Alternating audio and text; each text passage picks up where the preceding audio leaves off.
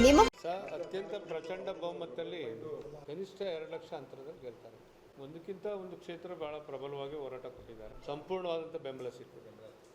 ಶಿಸ್ತಿನ ಸಿಪಾಯಿಗಳ ಥರ 95% ಅವ್ರು ಶಕ್ತಿ ಮೀರಿ ಕೆಲಸ ಮಾಡಿದ್ದಾರೆ. ಅವ್ರಿಗೂ ಅಭಿನಂದನೆ ಸಲ್ಲಿಸ್ತಾರೆ.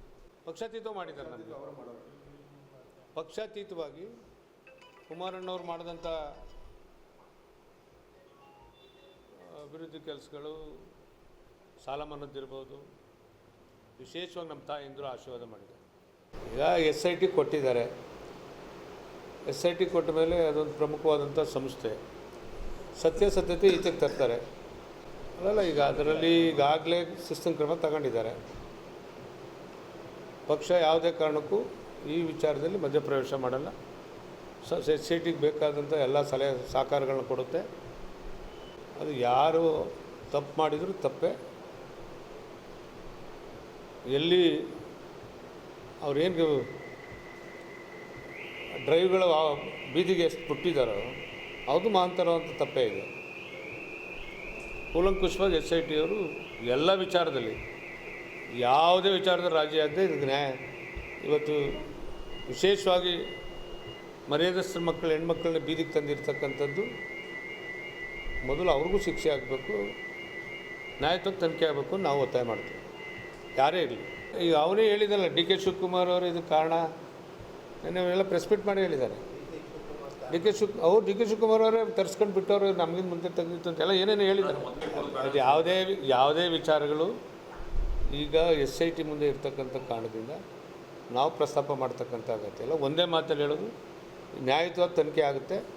ಇದರಲ್ಲಿ ಯಾರು ಕೈವಾಡ ಇದ್ದರೂ ಈಚೆ ಬರಬೇಕು ಅಂತ ಈಗ ಅದ್ರ ಬಗ್ಗೆ ಮಾತಾಡ್ತಕ್ಕಂಥ ಅಗತ್ಯ ಇಲ್ಲ.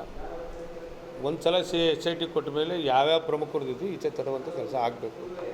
ಈಗ ಬಹುತೇಕ ದೇವೇಗೌಡರಂಥ ಮಹಾನ್ ನಾಯಕರು, ಕುಮಾರಣ್ಣವರು, ಇವರೆಲ್ಲ ಇರ್ತಕ್ಕಂಥದ್ದು ನಮ್ಮ ಪಕ್ಷದ ಹಿರಿಯ ಮುಖಂಡರ ಜೊತೆ ಇವತ್ತು ಹುಬ್ಳಿನಲ್ಲಿ ಇದೇ ವಿಚಾರ ಕೋರ್ ಕಮಿಟಿ ಮೀಟಿಂಗ್ ನಡೀತಾ ಇದೆ. ಎಲ್ಲ ತೀರ್ಮಾನಗಳನ್ನು ಇವತ್ತು ಮಾಡ್ತಾರೆ. ಇಲ್ಲಿ ಇದೆಲ್ಲ ಇಂಥವೆಲ್ಲನೂ ದೇವೇಗೌಡರ ಕುಟುಂಬ ನೋಡ್ಕೊಂಡು ಬಂದಿದೆ. ಈಗ ದೇವೇಗೌಡರ ಒಂದು ಇತಿಹಾಸ ಬಹುತೇಕ ಎಲ್ಲ ಪಾರ್ಟಿನಲ್ಲೂ ಅವ್ರ ಗರಡಿಲೇ ಕಲಿತು ಈಚೆ ಬಂದಿರುವಂಥವ್ರು. ಏನು ಮಹಾನ್ ನಾಯಕರುಗಳು ಇವತ್ತಿದ್ದಾರೆ, ಸಿದ್ದರಾಮಯ್ಯರಾದಿಯಾಗಿ ದೇವೇಗೌಡರ ಕೈ ಕೆಳಗೇ ಎಲ್ಲನೂ ಕಲ್ತ್ಕೊಂಡು ಬಂದಿರ್ತಕ್ಕಂಥವ್ರು. ದೇವೇಗೌಡರ ನಡವಳಿಕೆ ಏನು ಅಂತ ಅವ್ರಿಗೆ ಚೆನ್ನಾಗಿ ಗೊತ್ತಿದೆಯಲ್ಲ, ಅದನ್ನು ಹೇಳಿದ್ರೆ ಸಾಕು. ಅವರು ಈಗೇನು ನಾವು ನಮ್ಮ ಮಕ್ಕಳು ಮೊಮ್ಮಕ್ಕಳು ಮಾಡೋದನ್ನು ಇವತ್ತಿನ ಈ ಟೆಕ್ನಾಲಜಿನಲ್ಲಿ ಎಲ್ಲದಕ್ಕೂ ನಾವು ಹೊಣೆ ಆಗೋಕ್ಕಾಗತ್ತಾ? ನನ್ನ ಮೊಮ್ಮಗನವರೇ, ನಮ್ಮ ಮೊಮ್ಮಕ್ಕಳು ಇದ್ದಾರೆ. ತಪ್ಪು ಮಾಡಿದರೆ ಕಾನೂನು ಚೌಕಟ್ಟಲ್ಲಿ ಪ್ರಧಾನಿ ಮೊಮ್ಮಗಾದ್ರೇನು ಇನ್ನೊಬ್ಬಾದ್ರೇನು ಎಲ್ಲರೂ ಅನುಭವಿಸ್ಬೇಕಾಗತ್ತೆ. ತಪ್ಪು ಮಾಡಿದರೆ ಅದು ಒಂದು ಕಡೆ. ಆದರೂ ಇವತ್ತು ಸಾವಿರಾರು ಹೆಣ್ಣುಮಕ್ಕಳನ್ನ ಸುಸಂಸ್ಕೃತ ಇರ್ತಕ್ಕಂಥ ಕುಟುಂಬದವ್ರನ್ನ ಇವತ್ತು ಆದಿ ಬೀದಿಲಿ ತಂದು ಎರ್ಚಿದಾರಲ್ಲ, ಇವರೇನು ಅದಕ್ಕಿಂತ ಕಮ್ಮಿ ಇಲ್ಲ. ಇದ್ದರೆ ಇವ್ರು ನ್ಯಾಯಯುತವಾಗಿದ್ದಿದ್ರೆ ಅವ್ರ ಮೇಲೆ ಕಾನೂನು ರೀತಿ ಕ್ರಮ ತಗೊಳ್ಳೋಕೆ ಏನು ಬೇಕೋ, ಪೊಲೀಸ್ ಸ್ಟೇಷನ್ ಇತ್ತು, ಮತ್ತೊಂದಿತ್ತು, ಸಂಬಂಧಪಟ್ಟ ಇಲಾಖೆ ಇತ್ತು, ಕೊಟ್ಟು ಮಾಡ್ಬೋದಿತ್ತು. ಈಗ ಎಂಟೈರು ಕೆಲಸಕ್ಕೆ ಬಾರದೆ ವಿಚಾರಗಳನ್ನ ಮುಂದಿಟ್ಟುಕೊಂಡು ಇವತ್ತು ಸಾವಿರಾರು ಹೆಣ್ಮಕ್ಳನ್ನ ಸುಸಂಸ್ಕೃತ ಇರ್ತಕ್ಕಂಥ ದೊಡ್ಡ ದೊಡ್ಡ ಕುಟುಂಬದ ಮಕ್ಕಳನ್ನ ಈಚೆ ತಂದಿರಲ್ಲ, ಅದಕ್ಕೆ ಯಾರು ಹೊಣೆ ಆಗ್ತಾರೆ? ಈಗ ಇದನ್ನು ಮಾಡಿರ್ತಕ್ಕಂಥದ್ದು ಚುನಾವಣೆ ದೃಷ್ಟಿನೇ ಮುಂದಿಟ್ಕೊಂಡು ಮಾಡಿರ್ತಕ್ಕಂಥದ್ದು. ಬಹುತೇಕ ಇದೇನು ವರ್ಕೌಟ್ ಆಗಿಲ್ಲ, ಇದೇನು ಅವರ ಆಸೆ ಈಡೇರಿಲ್ಲ. ಚುನಾವಣೆಯಲ್ಲಿ ಬ್ಯಾಕಪ್ ಮಾಡಬೇಕು ಅಂತೇನು ಮಾಡಿದ್ರು, ಅದು ಜನಕ್ಕೆ ಪಾಪ ಈ ಕೆಟ್ಟ ಸಂದೇಶಗಳನ್ನ ಅರ್ಥ ಮಾಡ್ಕೊಂಡಿದ್ದಾರೆ, ಆಶೀರ್ವಾದ ಮಾಡಿದ್ದಾರೆ.